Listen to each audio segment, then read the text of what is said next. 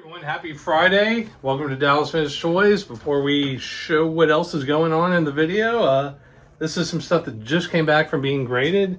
As you know, I'm looking to get a lot of the first 21 Star Wars figures. Here we have some 20 back, 21 back, and 12 backs. We have a Greedo graded in 80 plus, Luke X-Wing pilot graded in 80 plus, a Stormtrooper graded in 80 plus, and the second highest graded Death Star droid in 85 plus. And here we have a 75 12 back seat double telescoping Luke Skywalker with the lightsaber fully in the telescoping position. I believe there are 42 of these on the AFA census, and only 3 of them are fully extended. Then here we have the 3-position laser rifle. This is the highest graded one on the Pop Report. And we also got in a Micro Millennium Falcon. That is an AFA 85, the second highest one with a 1 and a 90 grade. Now get out of my office. Hey guys, for this week's video, we wanted to show off some of the things that we have been buying in the last week. This is the one that I am the most excited about because I've actually been really getting into He-Man. I'm super excited for the new MOTU movie that's coming out. We got in a bunch of the Masters of the Universe commemorative edition. A lot of these are the limited edition ones, and some of the ones from like 2003, 2004. I think that the Holy Grail piece is the JC Penney exclusive 10-pack with the poster. And if you look in the back, we have the shipper box for it. This is in absolutely beautiful condition.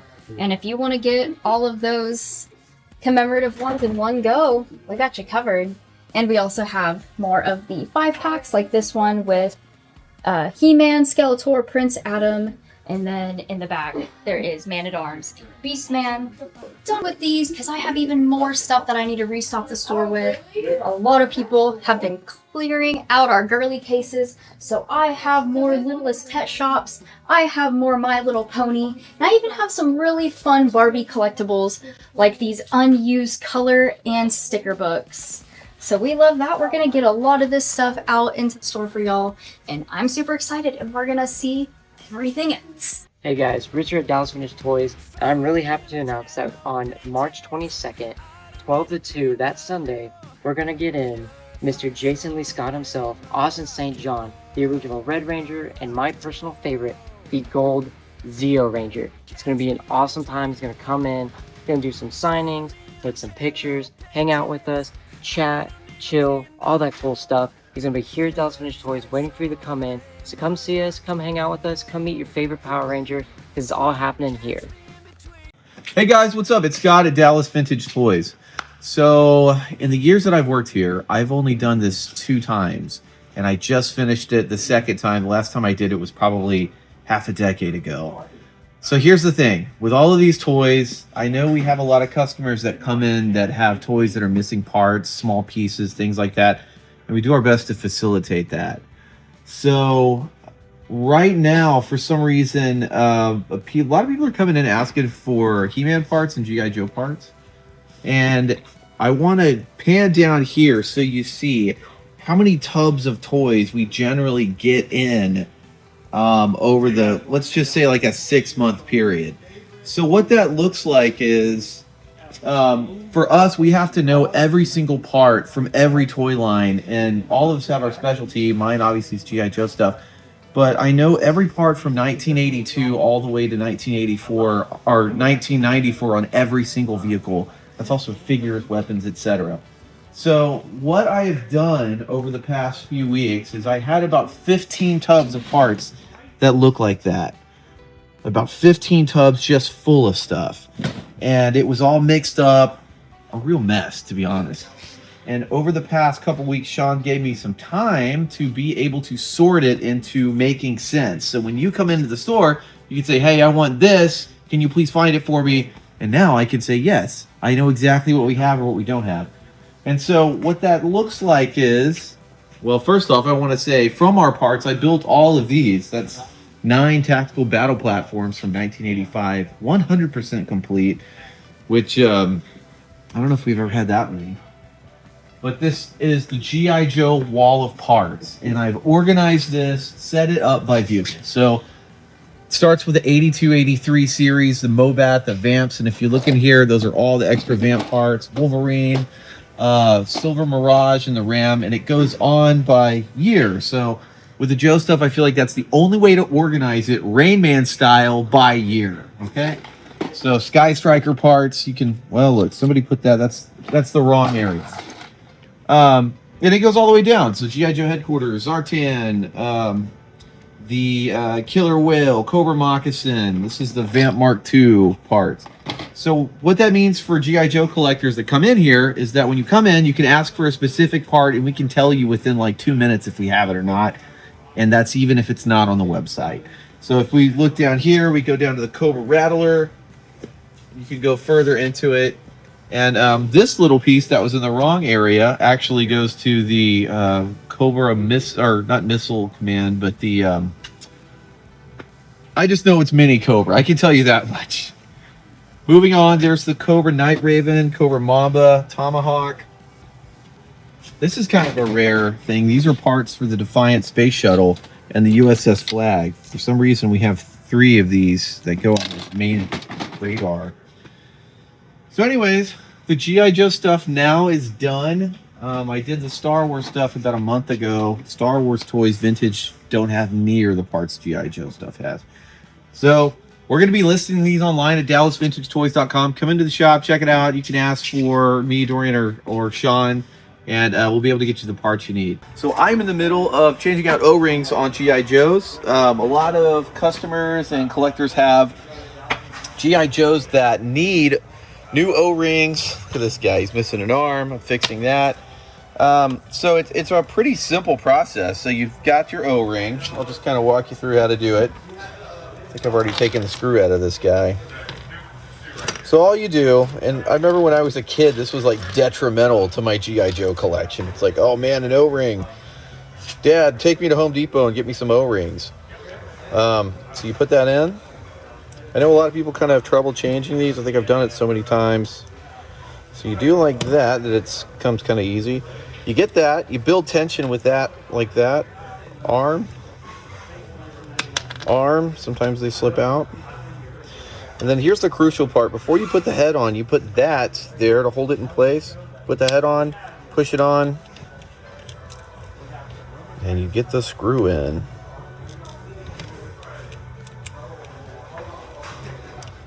Voila, he's done. And hopefully that'll last for another 20 years. What's up, Dallas Vintage Toys Star Wars fans? I have reworked the 2 Aisles of Doom. Star Wars all day. These are mostly like 3 3/4 stuff. This is like the retro stuff here. I've got a really cool Carbonite Han Solo desk light. You have to own that. These are those Jazzwares Micro Galaxy Squadrons. These are like the really rare ones from the vault. Also have a bunch of different ones from the different series that they put out. Tons of boxed ones and tons of carded ones. And down here is their ancestors, the Micro Machines Action Fleet, which is a favorite of mine. And for Ali, shout out. We have different play sets for those. And then we have little Micro Machine sets as well. These are like the little sterling silver editions. They had gold ones, they had copper ones. We have some weird like episode 1 micro collection. These are like from the sequel trilogy. I put all the box stuff here for those. And then we have the 12-inch dolls, or 9-inch or whatever they were back then, for the original Power of the Force stuff. Han Solo and Tauntaun is one of my favorites. The whole Cantina band, and just every type of doll that you're looking for. Even the little 4-inch ones like the Yodas and Jawas. A lot of deluxe stuff. We got something for the little kitties. That's the Play School Star Wars sets. Got a weird talking Yoda. Down here is Star Trek, my favorite, but that's not Star Wars. Then we have some of the HasLab creations. So this is a Ghost with a bunch of figures in it. The Razor Crest, which is coming up in that new movie. I think they're rebuilding it. This is the Early Bird Power of the Force things that you could send away and get the Early Bird set of figures, which is in these mailaways. Mos Eisley Cantina. Then all these little sets. I didn't know we had the Cantina one. That one's cool. Probably a lot of ships. Probably any of them that you can imagine are here. I've got Clone Wars stuff, drop ships. This is figures. Really cool. Yeah, I like that a lot. So we have the add-on pack in the back. So it's like I've got that in the shipper, all the different pieces for that as well. This still has the figures too. Craig, have you seen this? I'm going to interrupt your daily programming to show Craig this. Look how freaking cool this is. The Cantina? Yeah. That is cool. Have you ever seen it? I have. Oh. Yeah, my buddy Seth has one. It's really cool. Takes up a lot of space. This one's cool too. This is like a little Sears. Looks like the old Sears one. And then again, The blue snaggletooth. to interrupt everyone's daily programming, what the heck? What is this? They did a kind of display piece for people? The same exact way, and you could buy it at like Walmart or whatever, and you mail away for this set of figures. So there's all of these. These are still sealed here. So these are the figures that you can mail away for, and it's a 4-pack of Luke, Leia, R2-D2, and Chewbacca, I believe. And they were just like the later ones, and the Luke has a lightsaber that comes out of his arm, just like the old one. Interesting. And I think Anakin did that in episode 2, I think, as well. They released one with him. But yeah, every ship that you can do. I even got these little packs, Rebel Troopers and Stormtroopers, and I think they had a little Hoth Rebel set too. These are cool. This one's a mail-away Eope with Qui-Gon Jinn. That was a harder one to find. The other hard one is the Tauntaun and Han Solo box. So if you guys have one of those, come trade it in. I have somebody who really wants one of those. And these are the episode 1. Clone Wars down there. These are all the old school green and red packs. 3-packs. I've never seen this one, and I've seen a lot of these. Oh yeah. Look at that. Boba Fett's girlfriend, the redhead. Dude, they're like actually made really well too. Oh yeah. Craig, that was Craig around co-sign the that time. these are cool. Craig Roberts. These are cool. Rancor. It's cool. Oh man. That's actually one of my favorite Rainbows. Yep. I Yeah. have 2 of those. And then the Tatooine Skiff, which is awesome. I'm gonna let you guys know how this is. Check out the real feel skin. Ooh. Yeah. Feels like your own skin. If you're looking for it and it's Star Wars related, we probably have it. So come down and check us out. What's up, blockheads? It's my turn on the video. It's me, Nick, and speaking of blocks, we're gonna talk about blockies. We actually did get some of these while we were at New York Toy Fair, so we got our shipment in. We got 2 giant displays full to the brim of Transformers. I know my big Transformer nerds like myself are gonna love these little model kits. You just snap them together and they sit there and they look real pretty on your shelf. Down here is my favorite part because we got some of the ones from Transformers 1, but all the way on the left we have the 2007 Optimus Prime, which is probably one of the coolest ones that they've dropped so far. But yeah, putting together these displays was a really big pleasure, and I've been very excited to get these in the store. We've been wanting to get some of these for a while, and they're also scattered throughout the store. So we got some secret blocky stashes. Let me show you one real quick. We got some right here. We got Wolverine and Iron Man. We hid these in plain sight.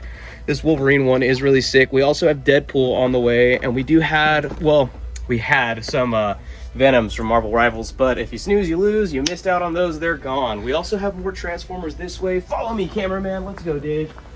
Right here around the corner, we got some of the displays. Look, we're already running out. We're gonna have to refill these soon. We got the Defender versions, and all across the top, more and more blockies. We got Jetfire Optimus, just so sick. We have Bumblebee over here, also really cool. But the sickest of all of them is these 2 right here. We have G1 Megatron and G1 Soundwave. And Soundwave comes with all of his tapes, and I think they even make sounds.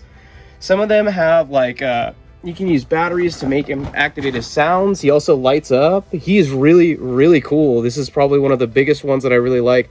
Comes with Rumble, who is my second favorite Decepticon. If anyone's ever asked me Yeah, you know that already. And then we're moving on down. We've got Optimus in his truck form, because unfortunately the only downside to Blockies is they cannot transform since they are model kits. But then we also have these Neon Genesis Evangelion ones right here. We have the EVA 1, the Model 2, and the prototype EVA 0. These are really cool. We have the animation version on the way. But yeah, guys, we got Blockies in the store for all of you big block fans. So come on down and pick them up. I'm going to pass it off to the next segment. Boom. Hey guys, Amber here at Dallas Vintage Toys, and my area of expertise here is the girls section, obviously.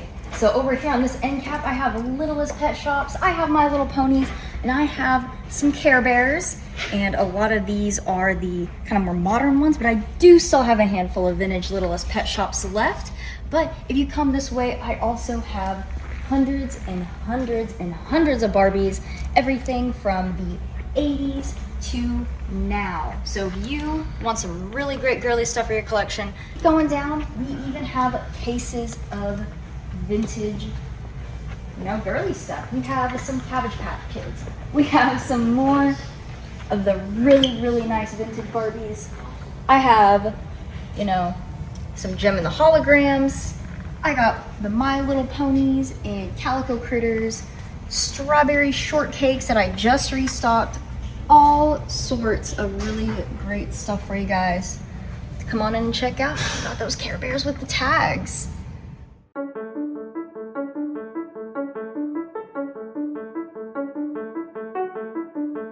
Hey guys, so we just did the setup, show where we're going to set up our reel, but I wanted to show you guys what we have before we put them out there on the shelf, because we got a couple of cool ones.